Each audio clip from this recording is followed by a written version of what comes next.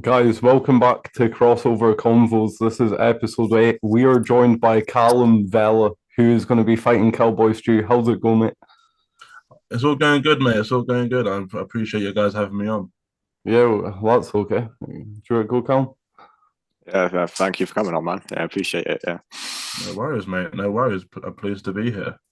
Yeah, so the first question we had for you is how did the beef with CowBoyStew begin? So it started way back in January. So as everyone knows, I won my first fight in November. It Yeah, was an ultra white collar fight. It wasn't the greatest performance. Even I said it last night on a Twitter feed thread. It's not a highlight reel by any means. So for people to yeah, call it a highlight reel is a compliment. But yeah, so I won my fight in November. I was scheduled to fight Brandon Jones in January 7th on SCB 001, yeah, but that fell through because Brandon got injured. And I said this way back then, I appreciate that he was injured. He was injured as he accepted it. yeah, So he was coming into the ring, not 100%. And I appreciate that he, pulled out.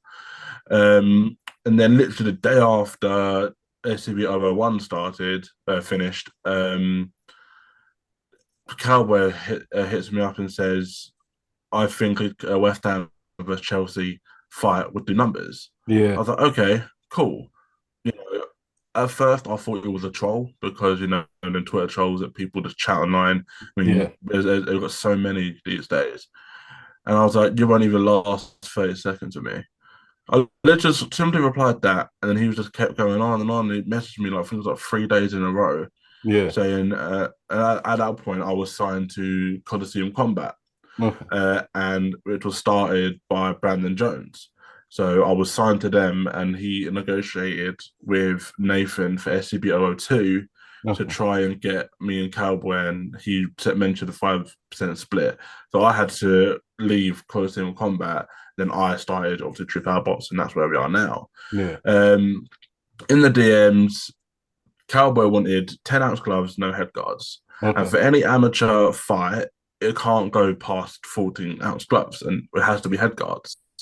Yeah. So I literally just said to him, listen, and I think this was after SCB and Coliseum were negotiating. So I put out and said, this guy, it's difficult to negotiate with someone who, I think I put something along them lines. Yeah. And he thought that I was the one negotiating with him because I knew the negotiations.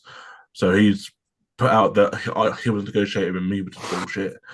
Yeah. And then, you know, then all I said was, go back to being a deadbeat dad. That's what I Okay. said. Okay. Because if you come at me, I'm going to take apart something about that person. And this Yeah. person is the most boring cunt you can ever speak to. I don't know what if it was like what it was like with you guys, but he's the most boring person to speak to. Yeah. So I was like, okay, cool. I'm gonna go out with something that he's passionate about. I was like, okay, you're a deadbeat dad. And it started getting a bit more personal after that. Okay. But So then that's so that's where it got really personal after that. yeah, yeah. Oh, Don't get me wrong, I started it, but I mean, you shouldn't come at me and start discrediting me for something that, in his he come at me and said, "Oh look, I'm free. I've won 3 fights. One fight was no contest," yeah. which was which his friend Logan Hallam actually came out and said, "No, he's lost a fight." So Oh, he's bigging himself up to be this big guy. That's not. It's not true. yeah. Do you have a question, Colin? So yeah, so we've just spoke about how the fight, how the beef began and everything. How much of it, we asked this to Stu as well, how much of it would you say is a genuine beef? Is it a genuine hatred, or is it sell the fight and promote fight? It's all genuine beef. I going into May 27th. I hate this man. I want to destroy his legacy, as you would call it, if you want to call it that. Yeah. I mean, he I've said this multiple times as well. He needs to be appreciative of me because I'm giving him the opportunity to fight me. Let's be honest, he called me out. He's coming at me. He's chasing me. Yeah. So and if you're and then I started hating him from the moment he mentioned, you know, him wanting to fight me. I hated him from then. I did the same thing with Brandon Jones. Me and Brandon Jones are really good friends. Yeah. But before, when we were scheduled to fight, I was trying my best to hate him and that's what I do to all my. That's what I would do to all my opponents. Yeah, does that make it easier for you to get in that fight mode if you do hate someone? Yes, 100%. I mean, I'm not. I mean, for my first fight, I trained with the guy for 8 weeks, Yeah, so there was kind of I was kind of holding back a little bit, as well as the lead up to the fight. There was a lot of stuff going on behind the scenes, with me personally. Going into the fight, I had respect for the guy. I respected him a lot more than what I respect yeah, Stu or what I did respect Brandon then. So, going into the fight, if I hate the person, even better, even sweeter to punch him in the face. yeah. Well, that makes sense. So, what would you say you hate the most about Cowboy Stew? He's put himself on this massive, he's put himself on a pedestal that he's the greatest person to ever grace the earth. I Yeah, mean, I've said it multiple times. He's apparently very public of what he went to prison. He went to prison for, GBH for protecting his wife. I found this out yesterday because someone came forward to me, someone that knew him personally for many, many years. I yeah, don't know how true it is because the person came up to me randomly, so I'm just taking it with a grain of salt. But yeah, there's an article where he's abused someone and he has had a 28-day curfew, is ordered to pay a fine to the court yeah, for apparently spitting at a delivery driver whilst he had COVID. Now, don't get me wrong, but if that is true, I've yeah, lost family members to COVID. I've lost people to COVID, yeah, same. and you're spitting at someone, a delivery driver who's just trying to do their job to get by to fund for their family, whilst he has COVID. Like Yeah, that, just it's so fucked. If that is true, if that's the reason why, then it's all the more reason to punch him in the face. yeah. Well, that does make sense. So, do you have without saying too much, what is your game plan for this fight? Do you have any main basics that you're going to do? What's the fundamentals? How do you think Stu's going to come at you? I know how Stu's going to come at me because I've studied his fights. Every single fight, even the one he lost, his Yeah, last one, I've studied every single bit about him. What he does is he wants to put himself on the front foot, which he likes to come out swinging. yeah, And what that would do, that would time him out. So as soon as all I've got to do is, I know I've done a lot of cardio work and fair play, but none of it's going to matter on May 27th when I'm the younger fighter, I'm the fitter fighter. He's going to come out, he's going to start swinging, he's going to soon realize that the power that he has in both hands, the dynamite he has in both hands, isn't going to phase me. I yeah, mean, apparently he's broken ribs. None of his fights indicate that he's broken a rib. Apparently, some of his punches has pushed people across the ring. None of his fights have showed that. And yeah, unless he's got different footage that he wants to show, nothing about him scares me. Which is the craziest thing about all this because he's had 4 fights. It's just crazy to me. So my game plan to answer your question, Gal, is just to purely let himself tire himself out. Let him get down to the little in the gas tank that he has left, yeah, and that's when I start pouncing. And as soon as he puts himself into corners, that's where I thrive. I was told my dad's been was a professional boxer for 17 years. yeah, He when I sparred him for my first fight, he even said your inside work is what will win you fights. I'm taller than Stu. I've got a longer reach than Stu. But if I need to fight on the inside, I'll fight on the inside. I don't care. Interesting. So, Mikey, you've got your question. yeah. So, you'll have to watch tonight's episode with Cowboy Stew because he mentions he has something what is going to affect his cardio when you guys fight. So he did say if it goes to the later rounds, he will gas. So, I mean, I'll have to watch. I'll have to watch the episode. So Yeah, it's not came I'll see out yet. It comes out at 6. you guys make sure you watch it because you want to see these guys in action. Make sure you watch the episode at 6. It's probably out. This is probably out after, but no promotion for you guys. Cheers. Good man. And another thing I was going to ask, so what do you think Cowboy Stew, because you've watched all his fights, so what would you say he does the best? Well, he does the best. He's good at applying pressure. Okay. He's very good at staying on the front foot. I think Yeah. apparently he also hit me up in the DMs and said that every opponent that he's fought with a stand-in, so there wasn't the actual people who's trained 8 weeks to fight him. Yeah. So what he's done is obviously he's going in against someone he don't know nothing about. So what he's done is he's gone in and he just asserted himself in the ring, which I think he does well. He also, every now and then he's very accurate with his punches, and if he's accurate, then it'll just make me work harder, which I'm looking forward to. Yeah. So I take it you're looking to finish this pretty early. My my For this fight, I've said my prediction: second round, halfway through the second round, we have probably about a minute and 2 seconds left on the clock. If it's not done by then I'll just have to dig in. Yeah. I said it. For my fight with Brandon Jones, I said my prediction, and it didn't change at all. I was going to break his nose in the first, get him out in the second. Yeah. It did. My prediction isn't going to change for this fight. And very specific prediction there. yeah, That's what I do. yeah, and because you mentioned Brandon Jones, you did say when you went to fight Brandon Jones, you did have a bit of nerves for that fight. So do you have nerves for going into this fight, or do you feel more confident fighting CowBoyStew? I feel more confident because with Brandon, you've got to remember he's actually proven that he's had martial arts experience. Yeah. He's also a younger fighter. He would come in lighter than me for this fight, so there was a lot more nerves. And plus, I had no fight footage of him. I didn't know how he was going to come out. Yeah. He was either going to come out. He was going to come out, as a brute, or he was going to come out as a smart fighter. So, with Cowboy, there's a lot more fight footage. None of his fights are different. They're all the same. They're all just him trying to, assert his dominance. He does that very well, as I said in the previous question. Yeah. But there's not, as a saying that goes around, you can't teach an old dog new tricks. There's nothing that he can learn now what I haven't started to learn with my new coach. Okay. Do you have any questions, Callum? So talk to me. Say you beat Stu on your fight. You get the victory you want. Who's next? Any names in mind you want after this? I was in the space the other day that SCB hosted. I said a name. I said a couple of names actually.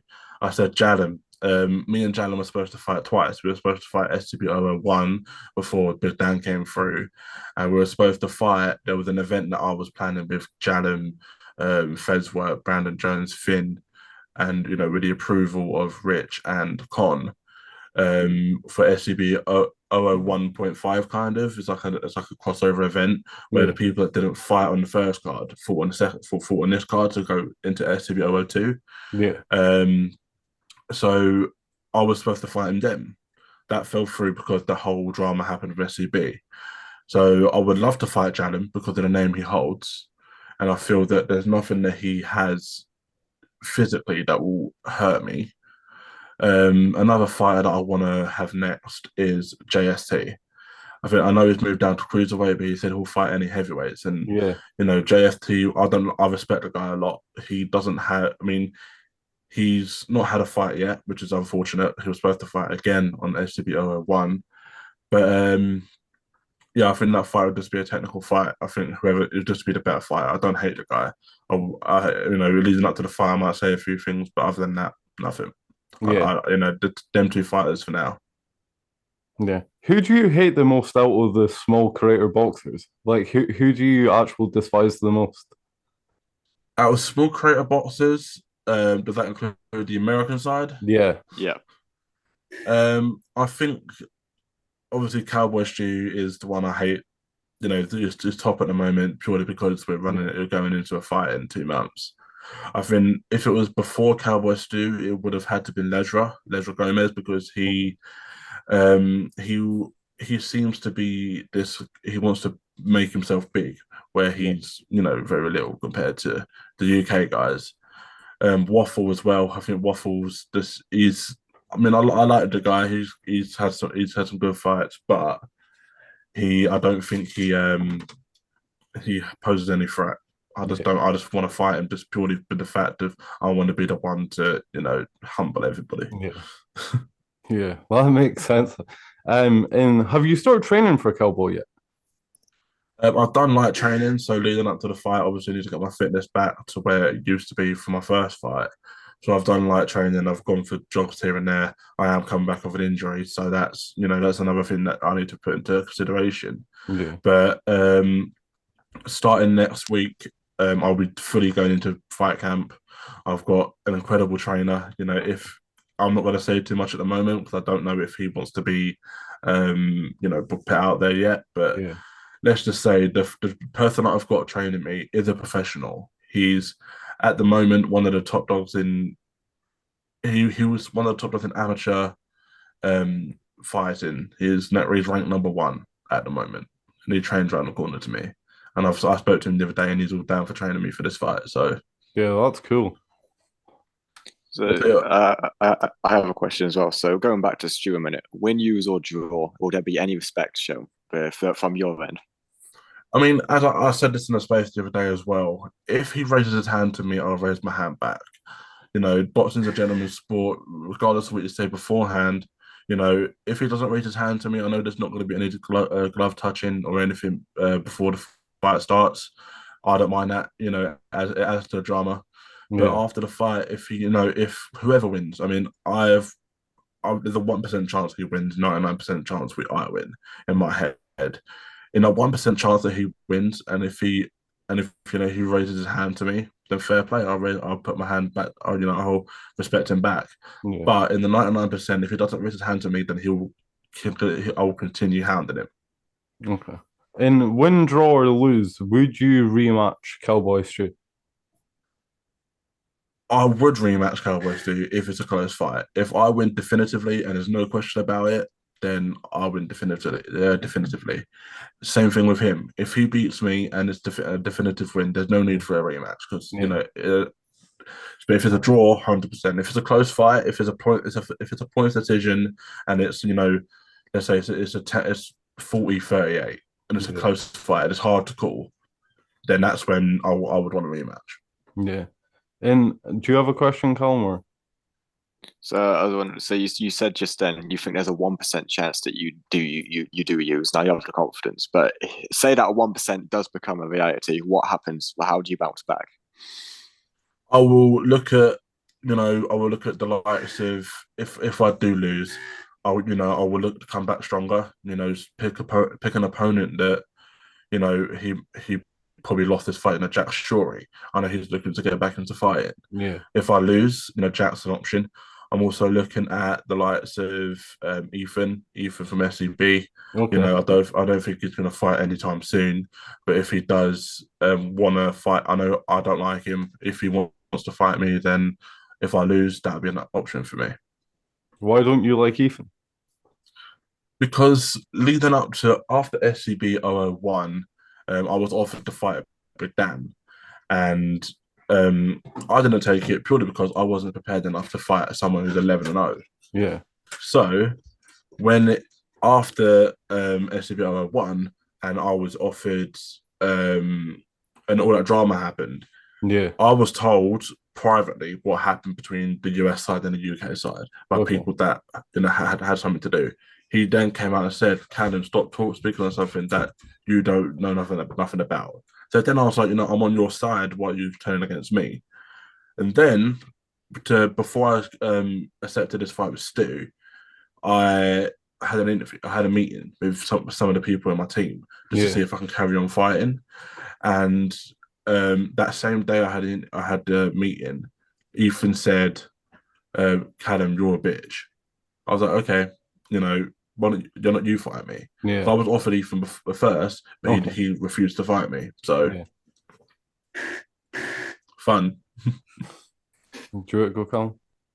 So, what do you think about the whole small creator scene in general? How do you think the events have run like small creator boxing? I think 001 was more of a trial and error. I know there was strange strikes. I know, we all probably saw how poor that stream was purely because no one can get there. Yeah. There wasn't a definitive plan. Obviously, also with the venue holder, I feel that there was issues with that as well, as what I've been told. So I'm liking the running up to 002. I think they're doing it completely the right way. Rich had his head screwed on. Unfortunately, Con had to step down. But I think Rich has got his head screwed on massively. Some of the names he's bringing into it. In the space the other day, I'd Ollie Ball asked me a question. I never thought in a million years that'd be it. Obviously, Ollie Ball isn't a massive creator, but the name that he holds. You've got the likes of Jade Berry, who's Misfits ring girl, coming to the fight. there's some big names looking that are coming to this fight, and there's names I've been told that I can't say because they haven't been announced yet. Okay. So Yeah. there's so many different people coming to this event, which I'm looking forward to showcasing my skill to, and I'm looking to replicate that as well. Obviously, I run True Power Boxing. I'm looking to put my first event on in August. Still negotiating venues, which is annoying, but some of the things that I have planned for that, I'm looking forward to it. I'm trying to be on SCB's level, kind of. Yeah. So to talk about True Power Boxing, what made that come out? Because you took over from Brandon, didn't you? How did that come out? So that came around purely because Brandon started Coliseum Combat. He approached me and said, "Do you want to start a boxing promotion?" I was like, "Yeah, know what? It'll make the storyline kind of a bit better because we're former opponents. I chat shit about him, he chat shit about me. We're coming together like a KSI Logan Paul type thing. Yeah. When they created Prime, and then that the whole negotiation leading up to this fight coming about kind of halted that progress. So I thought, you know what, because Brandon left the internet for personal reasons for a little bit. Yeah. So I decided, you know what, I'm going to. I mean, I approached Mikey about this as well, way back in the day, and I said, you know what, I'm going to start my own promotion, but I'm going to do it in a way that I see fit. I'm not going to have, these SCB. I'm not going to be influenced by them. I'm going to, sign my own fighters. I'm going to do it how I want to do it. I'm going to run my own events. Yeah. So that's how that came about. I was like, you know what? In order to get this fight, I had to leave Coliseum. I thought, what a better way to do it to bring True Power to light. Yeah. Another thing, so I want to go back to the training side of things for a second. So, what would you say you did different or going to do different in this training camp for CowBoyStew than your first fight? So, in my first fight, there was a lot of, there wasn't a required weight. There's not a required weight for this fight, but for the first fight, I was very laid back. I was chilled. I wasn't really doing much. I was doing twice a week in the gym, and twice a week in boxing. Whereas this fight, I'm taking it as if I'm training for a professional fight. I'm going to be ramping up from next week for Monday. We're ramping up my training. I'm going to be doing, runs every couple of days just to keep my fitness up. I'm going to be doing gym 3 times a week. I'm going to be doing, boxing training twice a week with this new coach who is, who has experience in training people and has experience in fighting. So I'm just going to be doing it 110 times more efficiently to my liking. Yeah. And do you think Cowboy's training is hard, is what you're saying online? I think there is truth behind what he does, but I think the fact that he's doing only 3, I think he's only doing 3 main sessions a week.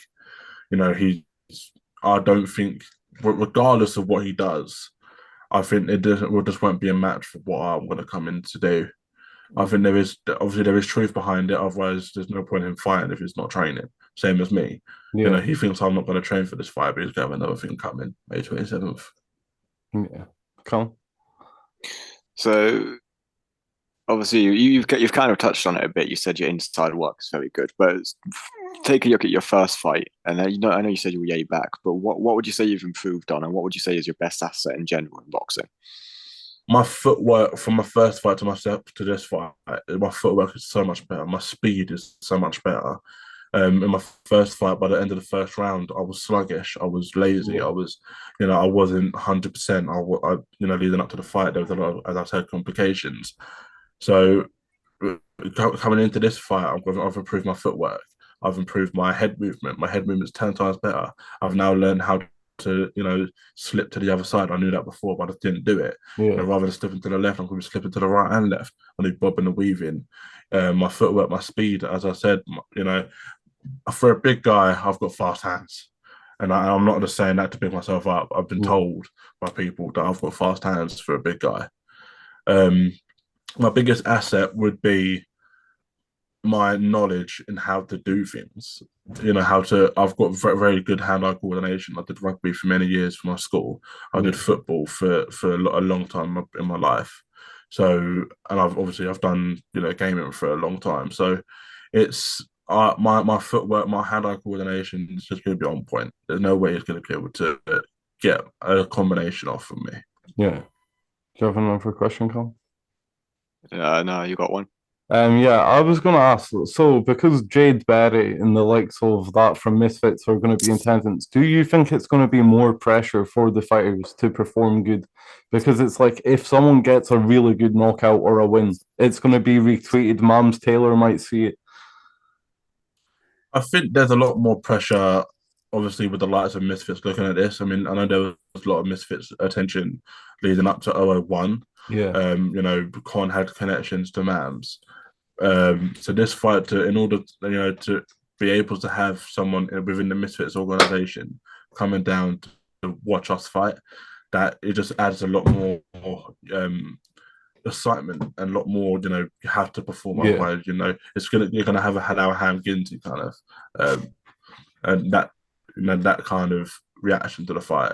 Yeah. I know me and Stu's gonna be it's main event potential, not just because of the hatred towards each other, because it's our first heavyweight fight for SCB.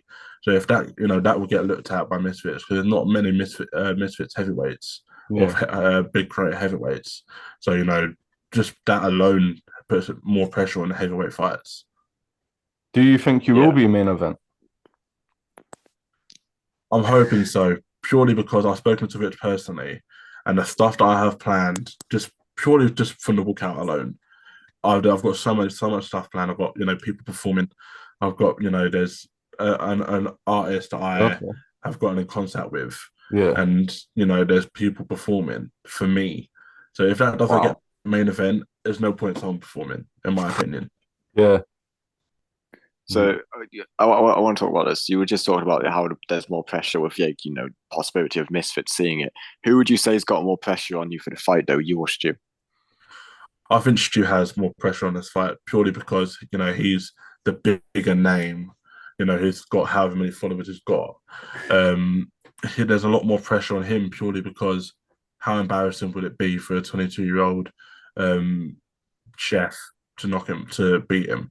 The pressure of him carrying his CowBoyStew name, the pressure of a lot of his fans, watching this fight.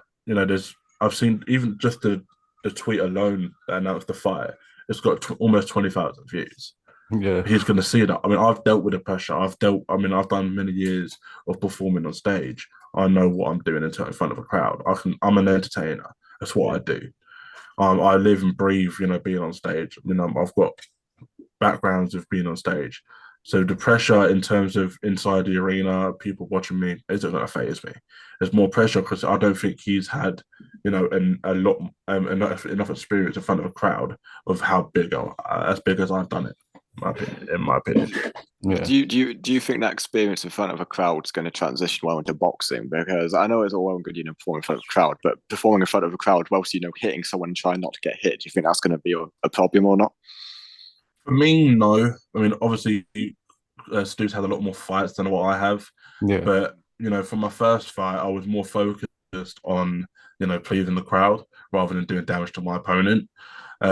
This fight, obviously, it's my second fight. I'm going to come in with a lot more technique. I'm going to come in with a lot more confidence of what I can do. Yeah. So, it's not going to, the crowd is going to transition into my energy.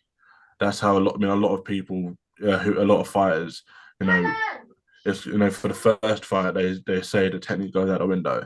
Yeah. This fight, technique is going to be all there. It's going to be correct.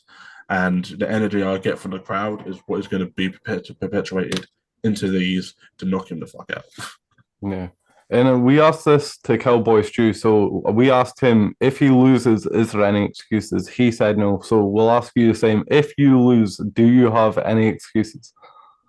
No. I mean, I'm training to be the best that I can be. If I can get to the level I know I can get at, and I'm training to do that, and I'm even starting training a week early just so I can get there. Yeah. There will be no excuses. If you beat it to be fair and square, it's fair and square. I can't argue with that. So I've said this from the start.